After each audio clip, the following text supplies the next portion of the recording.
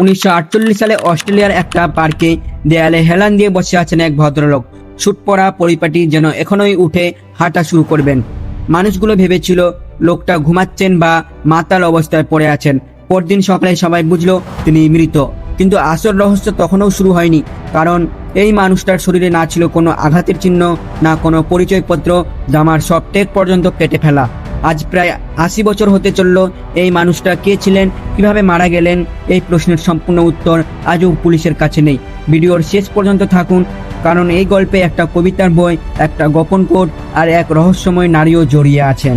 1948 সালে 30 নভেম্বর সন্ধ্যায় অ্যাডিলেডের Summerton park সৈকতে কয়েকজন মানুষ একজন সুবেশ ভদ্রলোককে দেয়ালের গায়ে হেলান দিয়ে বসে থাকতে দেখেন। কেউ ভেবেছিলেন তিনি ঘুমাচ্ছেন, কেউ ভেবেছিলেন মাতাল।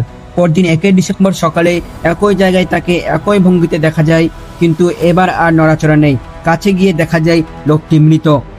ময়নাতদন্তে কোনো স্বাভাবিক কারণ পাওয়া যায়নি, কোনো আঘাত নেই, বিষক্রিয়ার স্পষ্ট প্রমাণ পাওয়া যায়নি। অথচ শরীরের ভেতরে অবস্থা দেখে চিকিৎসা নিশ্চিত ছিলেন এটা স্বাভাবিক মৃত্যু নয়। সবচেয়ে অদ্ভুত ব্যাপার, তার পোশাকের সব লেবেল সযত্নে কেটে ফেলা ছিল। মানিব্যাগ, পরিচয়পত্র, এমনকি সাধারণ কোনো চিহ্নও ছিল না, যেন কেউ ইচ্ছে করে তাকে অচেনা রাখতে চেয়েছিল।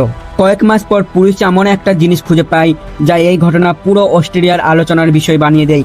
মৃত ব্যক্তির প্যান্টের একটা লুকানো পকেটে ছোট্ট একটা কাগজের টুকরো পাওয়া যায়। তাতে লেখা ছিল ফার্সি ভাষায় দুটো শব্দ, যার অর্থ এখানেই শেষ। শব্দ দুটো ছেঁড়া হয়েছিল একটা বিখ্যাত কবিতার বইয়ের একদম শেষ পাতা থেকে।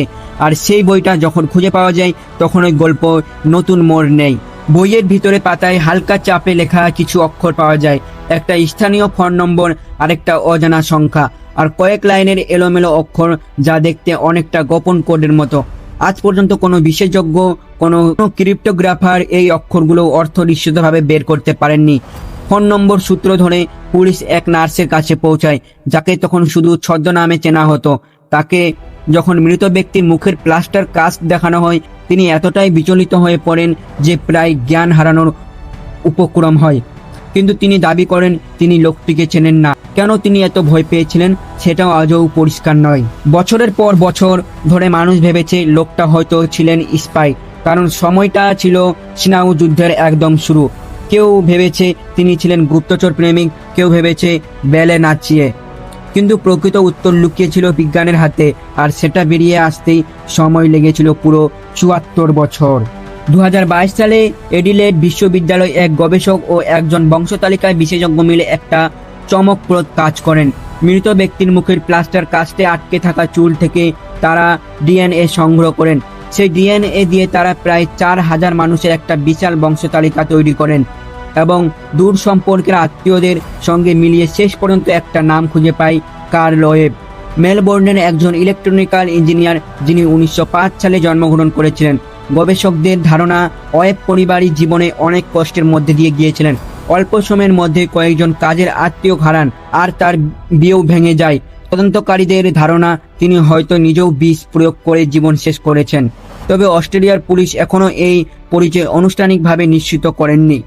একটা নাম হয়তো পাওয়া গেছে, কিন্তু আসল প্রশ্নগুলো আজও অমীমাংসিত।